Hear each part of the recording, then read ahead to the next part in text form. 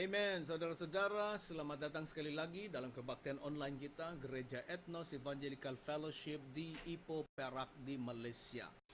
Alright, saya mau ingatkan malam ini bahwa malam ini bukanlah berita TV3, tapi adalah kebaktian untuk memberitakan firman Tuhan. Amin. Amin.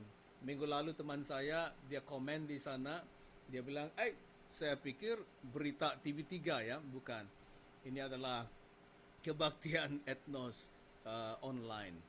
Ya, walaupun kita tidak ada physical kebaktian bahasa di gereja kita buat masa ini, tapi pelayanan online kebaktian bahasa ini memberkati banyak orang.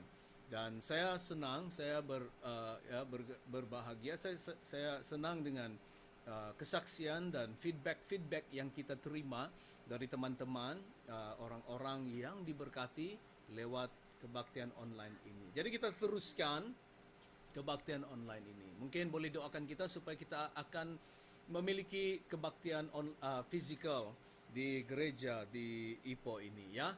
Haleluya. Kalau ada teman-teman Anda yang mungkin berpindah ke Ipoh atau sudah menetap di Ipoh, boleh ya kenalkan dengan kita.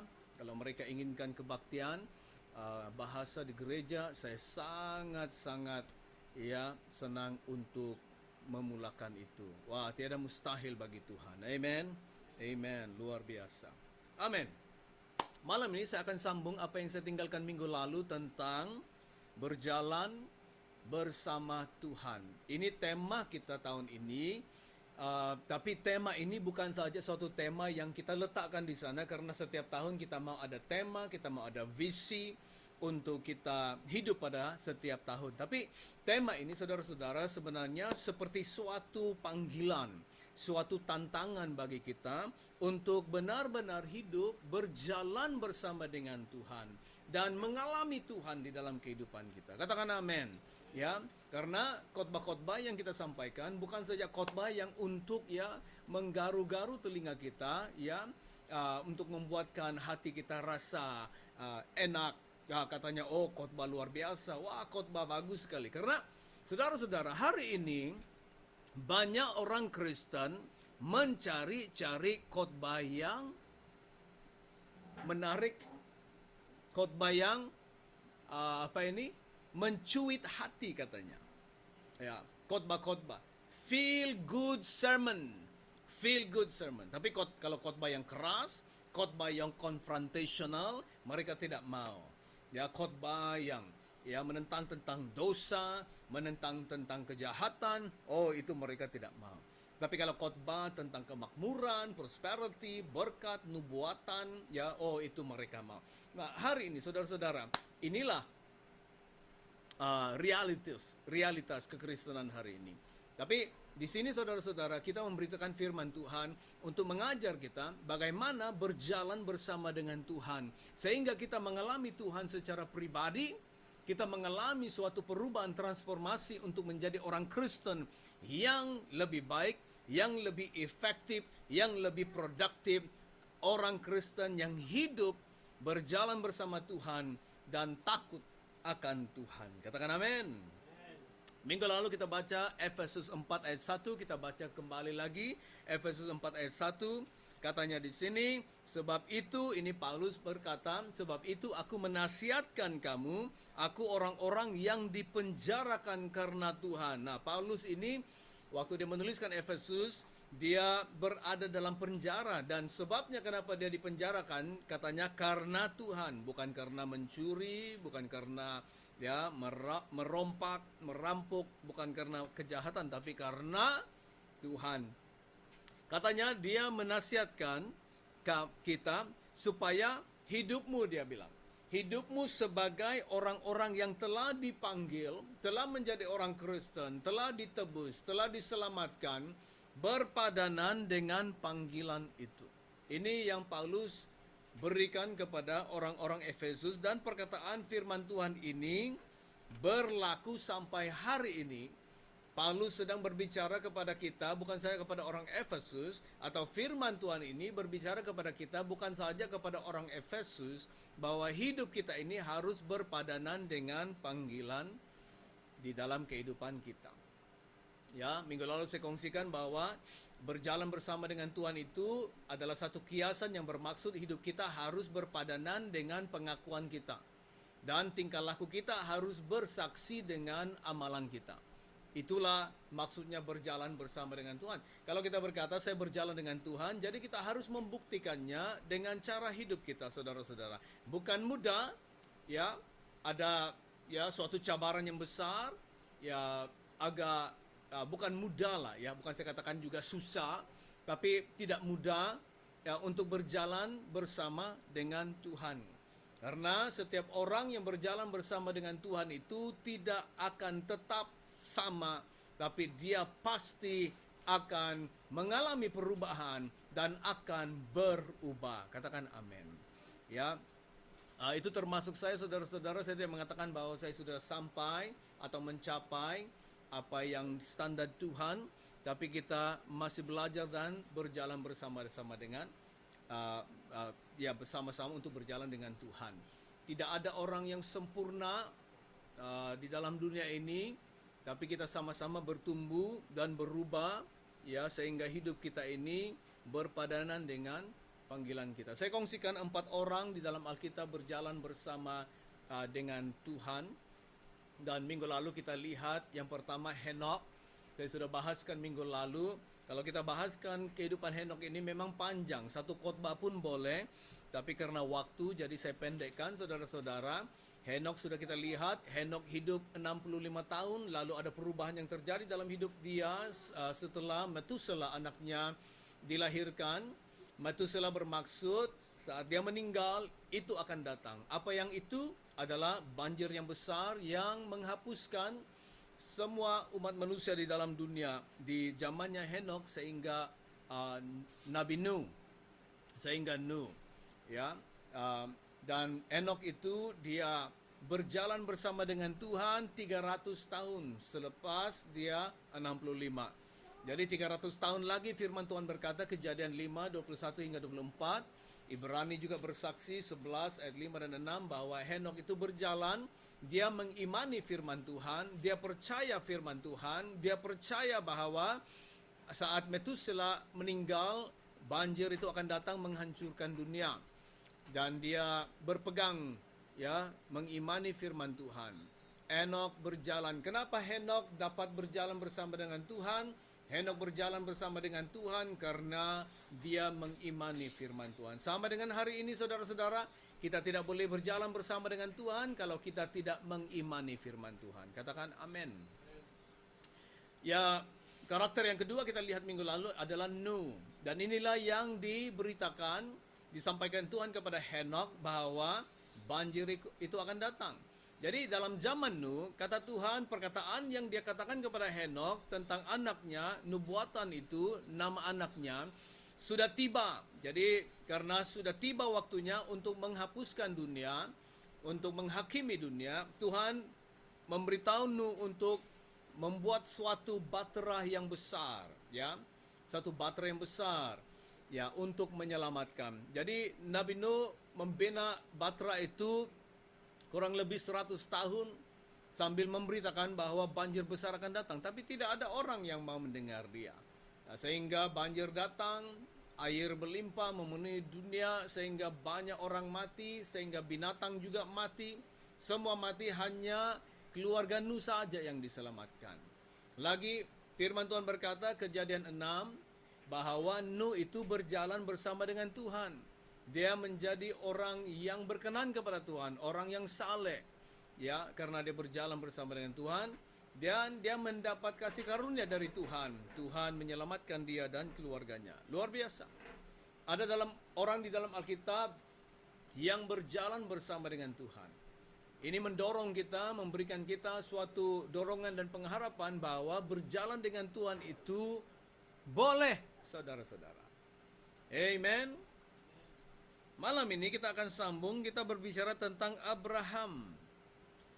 Abraham dalam Kejadian 17 ayat 1 dan 2. Buka Alkitab kita mau baca dalam Kejadian 17 ayat 1 dan 2. Dan kita akan pergi nanti kepada Ibrani 11 ayat 8. Dalam Kejadian 17 ayat 1 dan 2, katanya ketika Abram Di sini namanya sebelum digantikan Abraham, ya, tapi namanya Abram. Uh, Katanya ketika Abram berumur 99 tahun, maka Tuhan menampakkan diri kepada Abram dan berfirman kepadanya. Tuhan kata, "Akulah Allah yang Maha Kuasa. Hiduplah di hadapanku dengan tidak bercela." Dalam bahasa Inggris, walk before me and be blameless. Jadi maksudnya di sini hiduplah di hadapanku, maksudnya berjalanlah di hadapanku dengan tidak bercela. Ayat 2, aku akan mengadakan perjanjian antara aku dan engkau, dan aku akan membuat engkau sangat banyak.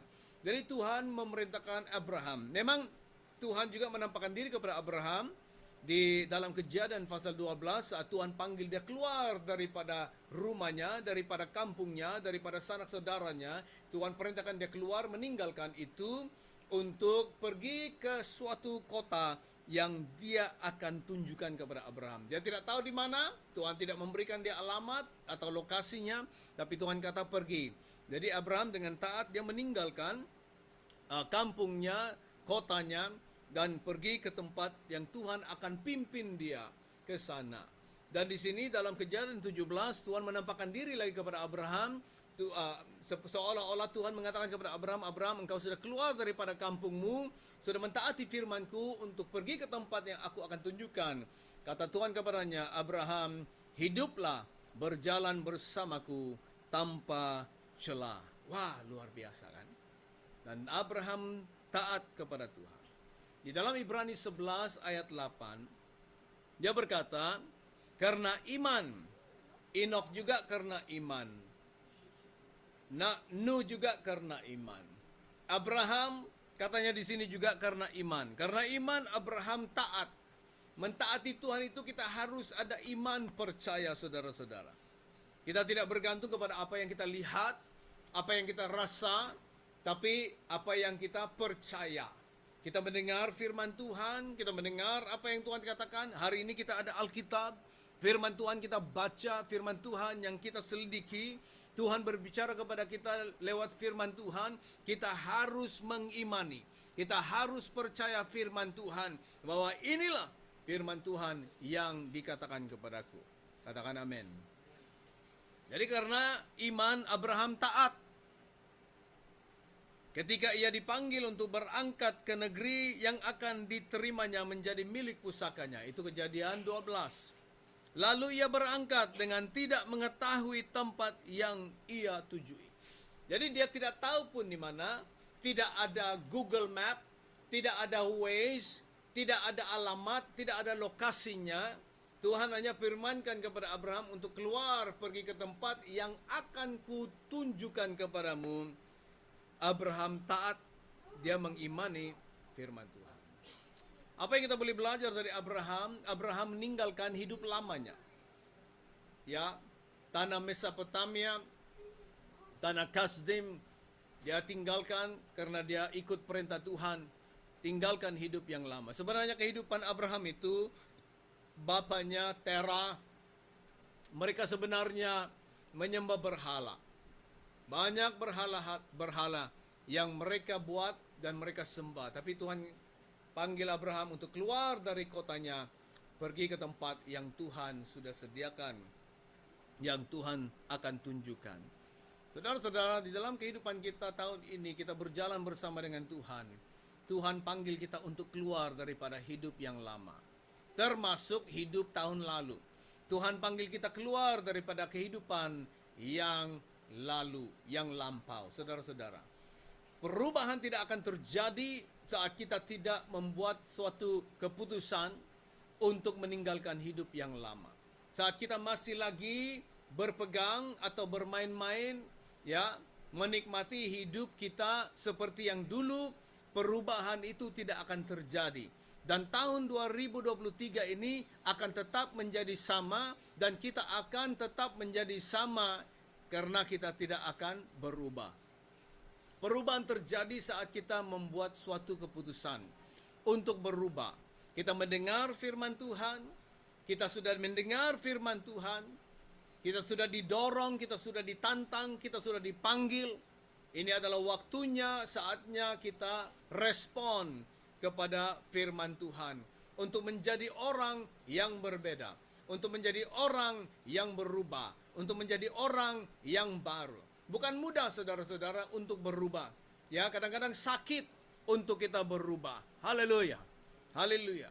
Suatu kepompong, ya, kupu-kupu atau rama-rama itu mengalami suatu metamorfosis, satu perubahan, dan perubahan itu sangat sakit saudara-saudara.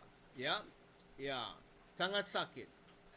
Kalau kita mau menghasilkan seperti pohon-pohon buah-buahan itu, dia harus menjadi matang. Dan saat pohon itu menjadi matang, dia mengalami stres. Dan stres itu yang membuatkan dia menghasilkan buah. Saya dengar orang yang tanam pokok gaharu. Ya, gaharu yang di dalamnya itu mahal, yang mereka buat untuk membuat perfume atau wangian. Ya, itu sangat mahal. Dan menghasilkan itu, supaya pohon itu menghasilkan lebih banyak, ya, isinya gaharu itu, mereka membuatkan pohon gaharu itu stres. Ya. Mereka cantas, mereka jarum, ya, supaya dia stres. Dan lebih stres dia, lebih dia menghasilkan lebih banyak. Saudara-saudara, dalam hidup ini mengalami perubahan itu bukan mudah. Tapi kita harus membuat suatu keputusan untuk berubah. Keputusan kita itu menentukan progresifnya kehidupan kita, menentukan kemajuan hidup kita, menentukan berubahnya kita, saudara-saudara. Ya, saya tidak mengatakan saya memang orang yang sudah maju atau apa, tapi sekurang-kurangnya dalam hidup saya setiap tahun saya melihat progres. Saya mau progres. Saya tidak mau perkara yang sama. Saya tidak mau pelayanan yang sama. Saya mau berubah, saudara-saudara. Haleluya. Amen. Harus memutuskan, saudara-saudara. Abraham meninggalkan hidup lamanya. Abraham dalam iman taat kepada Tuhan. Kita harus taat kepada perintah Tuhan, taat kepada firman Tuhan, saudara-saudara. Abraham dalam hidup dia, kalau kita pelajari, dia membangun altar-altar. Ya, kurang lebih ada 4. Ada orang mengatakan dia membangun 5 altar. Ada orang mengatakan dia membangun 4 altar. Tapi apakah maksudnya altar ini? Altar ini bermaksud Abraham itu dia mengutamakan Tuhan. Abraham itu mengenal bahwa Tuhanlah yang memimpin hidup dia. Dia menyembah Tuhan, hidup yang menyembah kepada Tuhan. Orang Kristen yang hidupnya menyembah Tuhan, dia ada altar dalam hidupnya. Nah, tidak bermaksud kita buat satu altar, ya, mezbah di rumah kita atau dalam rumah kita, dan disitulah kita, ya, berdoa, tunduk kepada Tuhan setiap kali kita berdoa. Ya, kalau Anda mau lakukan itu, saudara, silakan. Baik. Tapi altar dalam kehidupan itu berbicara tentang hidup kita ini adalah menyembah Tuhan, mengakui Tuhan, percaya Tuhan, taat kepada Tuhan, berjalan dengan Tuhan. Inilah altar dalam kehidupan kita. Kita mengenal siapa dia dalam hidup kita. Abraham taat kepada Tuhan. Dia berjalan bersama dengan Tuhan. Luar biasa Abraham. Dipanggil sahabat Allah. Abraham. Luar biasa. Nah, orang yang kedua kita lihat malam ini yang keempat, ya. Henok, Nuh, Abraham, dan Zakaria atau Zakharia. Zakaria kita boleh melihat dia di dalam Lukas pasal 1 ayat 5 dan 6. Zakaria. Bahasa Inggris Zacharias. Di dalam Lukas 1 ayat 5 dan 6. Kita harus mengerti, ya, setelah Yohanes Pembaptis lahir atau di dalam zaman Yesus itu, orang masih hidup di bawah hukum Taurat. Ya, masih melakukan hukumnya Musa. Jadi Zakarias ini masih termasuk di dalam golongan perjanjian lama, saudara-saudara. Ya, memang satu transaksi ataupun transition sedang terjadi di waktu ini. Di dalam ayat 5, Lukas 1 ayat 5 dan 6, lihat di dalam Alkitab Anda, katanya pada zaman Herodes, Raja Yudea, adalah seorang imam yang bernama Zakaria dari rombongan Abia. Istrinya juga berasal dari keturunan Harun, namanya Elizabeth. Keduanya adalah benar di hadapan Allah atau righteous, orang yang saleh, benar di hadapan Allah dan hidup menurut segala perintah dan ketetapan Tuhan dengan tidak bercela. Bahasa Inggris katanya, and they were both righteous before God, walking in all the commandments and ordinances of the Lord, blameless. Katanya, hidup menurut segala perintah ataupun berjalan menurut segala perintah dan ketetapan Tuhan dengan tidak bercacat. Inilah kehidupan Zekaria. Orang yang hidup berjalan bersama dengan Tuhan dalam berpegang segala perintah Allah dan ketetapan Allah dalam hidup mereka. Zekaria. Yang kita belajar dari Zakaria ini dan Elizabeth, katanya mereka adalah orang benar ataupun orang saleh. Kenapa dia dipanggil orang benar, orang saleh? Di bawah hukum Taurat Musa, orang itu adalah orang yang saleh dan orang yang benar apabila mereka taat berpegang kepada perintah-perintah Tuhan. Itu yang membuatkan mereka benar dan saleh di hadapan Tuhan. Jadi Zakaria ini, dia seorang imam. Dia setia kepada panggilan Tuhan. Dia setia kepada firman dan segala perintah-perintah Tuhan. Kenapa saudara-saudara? Dari buku Maliaki, buku terakhir Perjanjian Lama, sehingga buku Lukas ini, jaraknya sebenarnya 400 tahun. Lama itu saudara. Kenapa ini penting untuk kita tahu? Karena selama 400 tahun dari Maliaki, Tuhan berhenti untuk berbicara.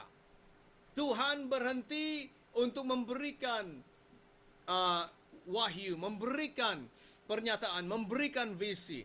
Jadi tidak ada suara Tuhan di dalam 400 tahun ini, sehinggalah Yohanes Pembaptis, buku Lukas, jauh. Nah, ini yang kita mau lihat. Walaupun 400 tahun tidak ada suara Tuhan, tidak ada penglihatan, tidak ada pernyataan, tetapi Zakaria tetap setia dengan panggilan dia. Tetap melayani Tuhan, melakukan tanggung jawab dia di dalam bait Tuhan. Ini kesetiaan di dalam panggilan. Saudara-saudara, mungkin ada di antara kita melayani Tuhan, kita merasakan, oh kenapa tidak ada pekerjaan Tuhan, kenapa tidak ada urapan, tidak ada penyertaan Tuhan, di mana. Saudara-saudara, Tuhan melihat kesetiaan kita. Mungkin ada sesuatu yang kita harus lakukan untuk melihat pekerjaan Tuhan, urapan Tuhan bekerja, hadirat Tuhan menyertai. Kita cari Tuhan. Tapi kuncinya di sana adalah setia. Dan Zekaria, kata firman Tuhan, dia setia kepada segala perintah-perintah dan ketetapan Tuhan. Saudara, pada tahun ini saya benar-benar mendorong kita untuk berjalan dengan Tuhan. Seperti Henok, seperti Nuh, seperti Abraham, dan seperti Zakaria. Kita berjalan bersama dengan Tuhan. Minggu depan saya akan berbicara tentang orang-orang yang berjalan dengan Tuhan itu melibatkan apa? Apa yang kita harus lakukan, saudara-saudara. Dan tahun ini kita akan berbicara tentang berjalan dengan Tuhan. Setiap bulan saya akan ambil topik-topik besar untuk mengongsikan kepada kita tentang berjalan bersama dengan Tuhan.